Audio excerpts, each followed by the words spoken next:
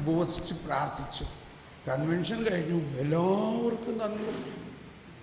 അപ്പോൾ അവർ പറയാണ്, ഞങ്ങൾക്ക് മാത്രം നന്ദി പറഞ്ഞില്ല. അപ്പോൾ ഇതുകൊണ്ട് നിങ്ങൾ മധ്യസ്ഥ പ്രാർത്ഥനക്കാരായതുകൊണ്ട് ഞാൻ പറയണതാണ്.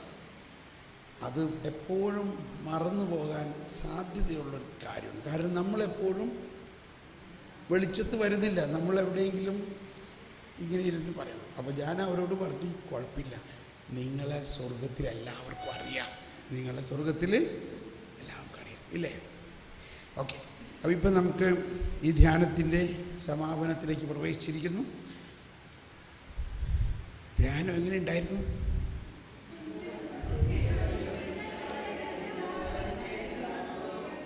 സിംഹക്കുട്ടികൾ ഇര കിട്ടാതെ വിശന്നു വലഞ്ഞേക്കാം, കർത്താവിനെ അന്വേഷിക്കുന്നവർക്കൊന്നിനും.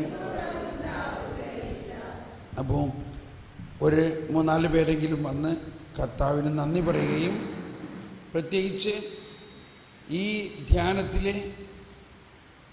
നിങ്ങൾ ഏറ്റവും സ്പർശിച്ച തുടക്കം മുതലുള്ള ഇതിൽ പെട്ടെന്നൊന്ന് ചിന്തയോടിക്കുക, എന്താണ് നിങ്ങളെ ഏറ്റവും സ്പർശിച്ചത്, അതൊന്ന് പറയുക. അതോടൊപ്പം നാളെ മുതൽ നമ്മളിൽ എന്താണ് പരിവർത്തനം ഉണ്ടാകുമെന്ന് നമ്മളിപ്പോൾ പ്രതീക്ഷിക്കുന്നതും, അതോടൊപ്പം അതൊന്ന് കമ്മിറ്റ് ചെയ്യാണ്.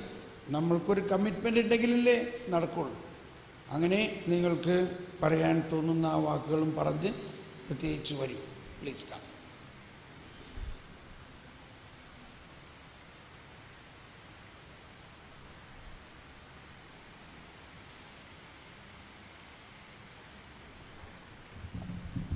Praise the